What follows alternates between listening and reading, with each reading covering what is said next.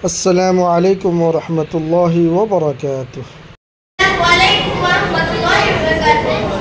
इस बार ना मैं दो लड़कियां होंगी, एक क्वालिटी बड़ा फरमान होगी, एक क्वालिटी ना फरमान होगी। जो बड़ा फरमान होगी वो दीनदार होगी, जो ना फरमान होगी वो गैर दीनदार होगी। दोनों की मुलाकात मदरसे और स्कूल से लड़ते हुए रास्ते में होगी।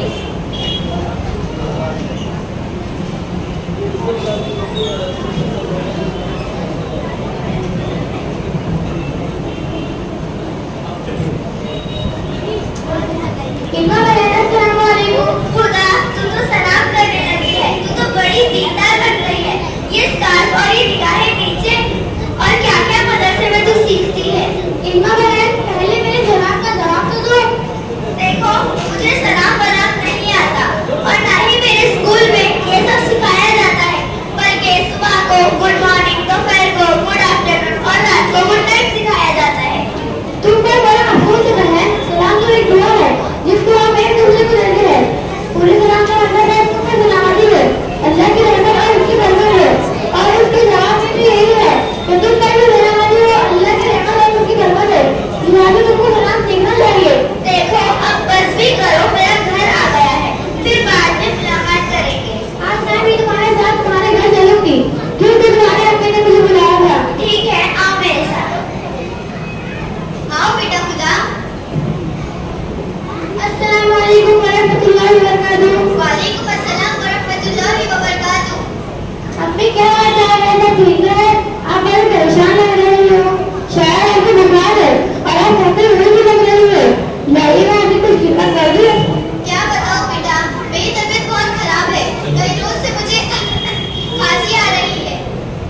घर में इल्मा और उसके अब्बू के अलावा और कोई नहीं है, सब काम मुझे ही करना पड़ता है।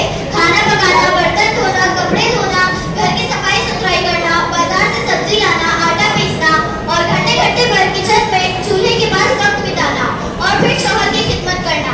ये सब कामों से पूरा बदन थक जाता है। अम्मी जान, इल्मा तो बड़ी हो गई है और उसकी उम्र भी 16 साल हो गई है, क्या अम्मी को मदद नहीं करती? क्या बताओ बेटा, इस वक्त वो हाई स्कूल में पढ़ाई कर रही है। स्कूल से आते ही वो सीधा अपने रूम में चली जाती है और टीवी खोलकर सीरियल और फिल्में देखती है, गाने सुनती है, ना नमाज पढ़ती है ना कुरान की तिलावत करती है, बल्कि रूम बंद कर सो जाती है और मुझ पर हुक्म चलाती है, चाय बना दो, नाश्ता दे दो और कपड़े प्रेस कर दो और कपड़ों को धुल दो। और जरा कुछ कह दो तो जबान दराजी करती है कि मेरे खुद के नौकर चाकर होंगे, पढ़ लिख कर कमाऊंगी, ऐश करूंगी और जिंदगी के मजे लूंगी। आप सही कहती है, कयामत आने से पहले बेटी अपनी माँ और उसको सुनाएगी और उनकी मेहरबानी करेगी। आज तक की घर की यही कहानियां है, बहुत कम लोग अपनी माँ की खिदमत करते हैं। अच्छा अम्मी मैं कल आऊंगी और कुछ दिन बाद दवाई अपने भाई के हाथ से भिजवा दूंगी। अच्छा ठीक है बेटा, अल्लाह तुमको खुश रखे और तुम्हारी जैसी बेटी हर माँ बाप को दे। तुम अपने अम्मी को मेरा सलाम कहना और अपने अब्बू को भी मेरा सलाम कहना और मौका मिलेगा तो तुमसे और तुम्हारी अम्मी से मिलने जरूर आऊंगी। अच्छा अम्मी मैं चलती हूँ।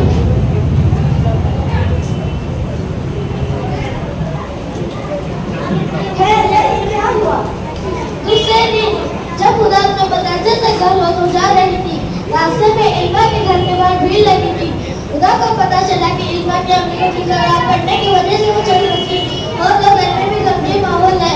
खुदा की आंखों में भी आंसू आ गए और वो इल्मा को तसल्ली देने लगी थी।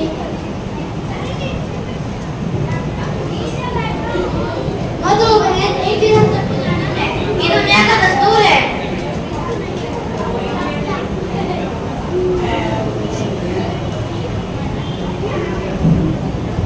एक हफ्ते के बाद इल्मा से हुदा की मुलाकात इल्मा के घर हुई।